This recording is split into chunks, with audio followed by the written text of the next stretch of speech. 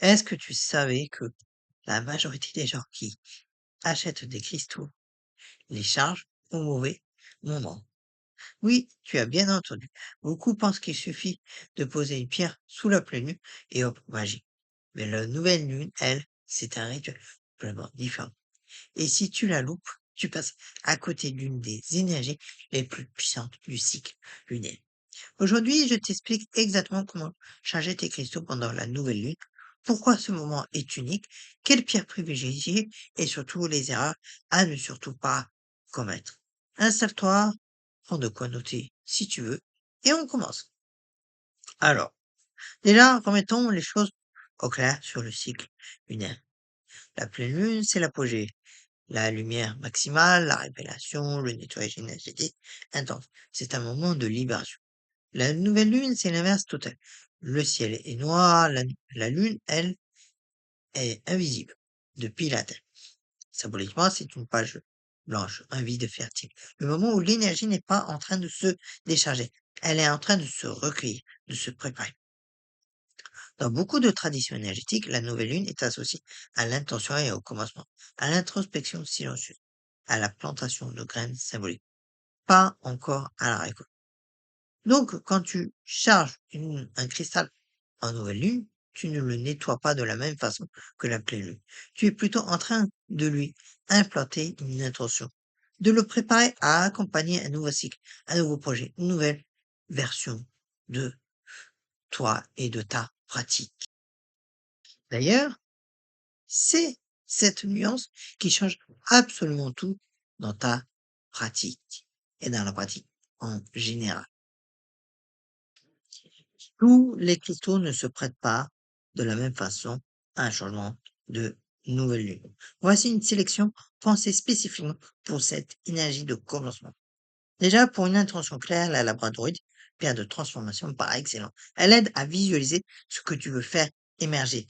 L'obsidienne noire, parfaite pour la nouvelle lune, car elle absorbe et protège pendant que tu explores ton intériorité dans le noir symbolique du ciel.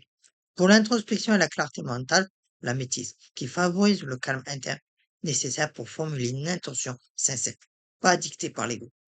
La pierre de lune, évidemment incontournable ici. Elle est littéralement associée au cycle lunaire et à l'intuition féminine. Peu importe ton genre, d'ailleurs, cette énergie est universelle. Pour lancer un nouveau projet ou une nouvelle version de soi-même, la citrine, énergie de renouveau, d'abondance en devenir, la cornaline pour la motivation et l'élan d'action qui suit souvent la phase de l'intention. Et petit conseil, tu n'as pas besoin d'en avoir, d'avoir les six. Choisis une ou deux pierres max, mais elles ont avec l'intention précise que tu veux poser ce mois-ci. La dispersion nuit à la clarté du rituel. Bon, on rentre dans le concret. Voici comment je procède et comment je te conseille de faire. La première étape, c'est le nettoyage préalable. Parce que avant toute chose, ton cristal doit être vide de toute énergie résiduelle. Plusieurs méthodes possibles. La fumigation avec de l'encens, de la sauge si tu en as. Le passage sous l'eau courante pour les pierres qui le supportent. Parce que bien évidemment, attention, toutes ne le supportent pas. Par exemple, la sélénite ou la labradorite n'aiment pas l'eau ou simplement une intention de nettoyage mental m'imposer autour de la pierre. La deuxième étape, c'est de formuler ton intention. C'est le moment clé de tout le rituel de nouvelle lune. Prends un papier, écris une intention claire, au présent positif par exemple, j'accueille une nouvelle dynamique dans mon travail, plutôt que je ne veux plus être bloqué. La formulation positive et présente est essentielle. L'inconscient et l'énergie que tu diriges vers ta pierre répondent mieux à ce qui est affirmé qu'à ce qui est nié. Troisième étape, le chargement à proprement parler. Place ton cristal sur l'embord d'une fenêtre, orientée si possible vers l'ouest ou le ciel visible, sur un support naturel, bois, tissu, coton, acide en verre, accompagné, si tu veux, de ton papier d'intention plié en dessous. Laisse là toute la nuit, idéalement la nuit précise de la nouvelle lune, ou dans la fenêtre des 24 heures à 48 heures, et puis l'énergie reste forte durant cette période. Quatrième étape, la réactivation le matin.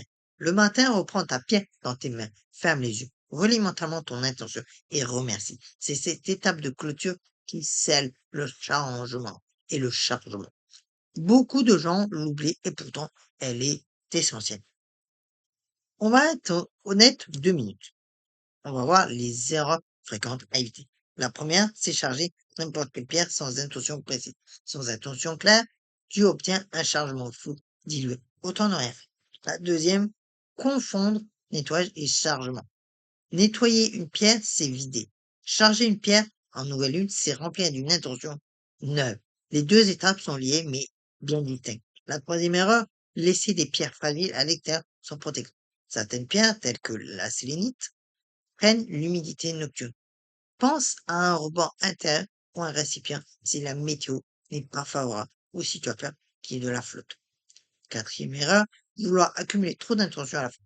Comme dit plus haut, une intention, une ou deux pierres. La nouvelle lune, c'est la sobriété du geste, pas la surcharge. Voilà, tu as maintenant toutes les clés pour charger tes cristaux au bon moment, avec la bonne intention et surtout avec la bonne compréhension de ce que représente cette phase de lumière si particulière. Retiens l'essentiel. La nouvelle lune n'est pas un moment de nettoyage, c'est un moment de semence. Ce que tu poses maintenant dans ta pierre, tu le retrouveras dans les semaines qui suivent, jusqu'à la prochaine pleine lune où tu pourras faire le bilan.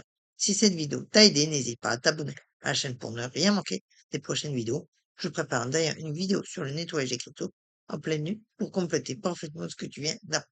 Dis-moi en commentaire quelle pierre tu vas choisir pour ta prochaine nouvelle lune et quelle attention tu comptes y déposer. À très vite!